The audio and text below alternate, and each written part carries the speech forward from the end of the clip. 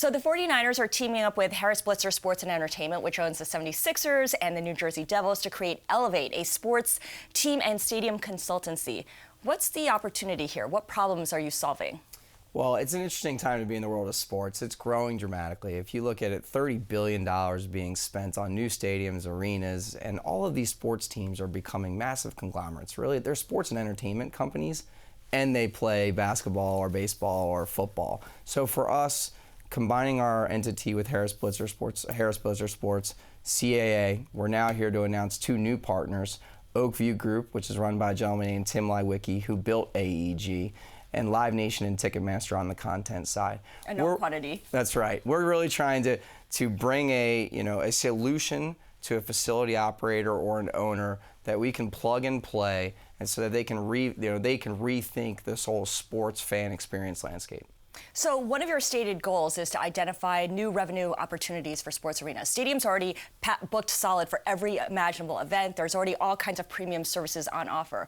Give us some examples of what revenue opportunities we might be looking at in, say, 3 to 5 years that we don't have in place right now. Well, I think if you look at these facilities, they're no longer just arenas, right? And if you take 49ers, for instance, Levi Stadium, we have a full-time school inside of our venue. I have 8 full-time teachers on staff. I have my own STEAM curriculum. We have our own restaurant. We have our own fitness gyms. We do physical therapy centers. We have a tech incubation or innovation lab inside of Levi Stadium. So does Harris Blitzer. So for us, it's whatever vertical touches the world of sports. If you think about fan experience, technology, physical therapy, sports performance, right? All of the things that are in and around a venue, security, operations. So for us is OVG was important because they will become the world's largest facility operator. Tim already built it at AEG. He's doing it now. We're excited to announce we're going to be working on the NHL project in Seattle. Your first client, right? That's right, our first client. We're going to do a massive renovation of an iconic venue at Key Arena, a $700 million renovation. We're putting capital into that, which makes us very different than any other provider out there. We're not just a consulting firm that takes fees. We actually put capital into these buildings, take risk on our own, because we truly believe that we have a package that's very different than anyone else. Do the economics of stadium building or refurbishment change with the tax law? Absolutely. I think the economics of everything has changed over time. If you go back just shortly, right, buildings were only costing $200, $300, $400 million, and taxpayers were putting money into those venues. That is no longer the case. The appetite for taxpayers putting money into billion-dollar stadiums is going away.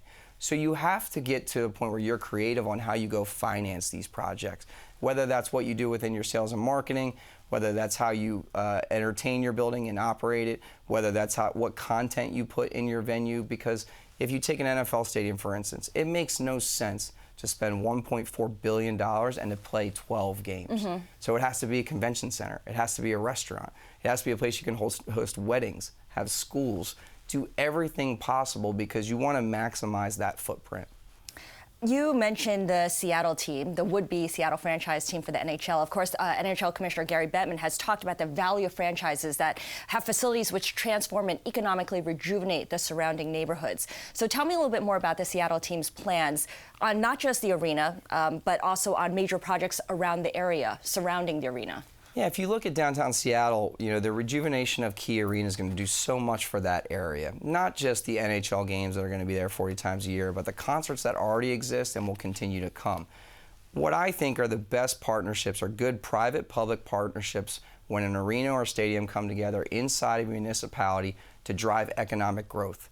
And when I think about what Levi Stadium has done in the Bay Area, we've driven over $500 million in economic growth in only 4 years, because we're able to bring the world's largest events, right, which then fills up your hotels, fills up your restaurants, creates sales tax that wouldn't otherwise be there. So this is a tremendous partnership where we're putting in all the capital, but the city itself does benefit.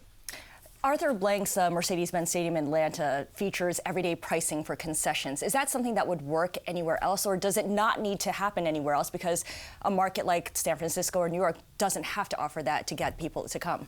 I think that model works everywhere. I think you have to find a value-based product for every single fan, right? Certainly buildings are cut up with premium, suites, clubs, but if you lose touch with your average fan, I want everybody to be able to experience an arena or a stadium. And I think Tickets are part of that. Parking is part of that. Food and beverage is part of that.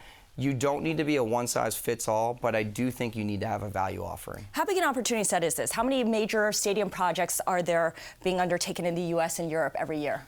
Wow, it's hard to say. There's probably right now, 50% of the U.S. markets are overturning every day, right? There's a bunch of, in the NFL, you've had Atlanta, Minnesota, Dallas, San Francisco, now L.A., now Vegas, all within the last 5 years. That's just one sport.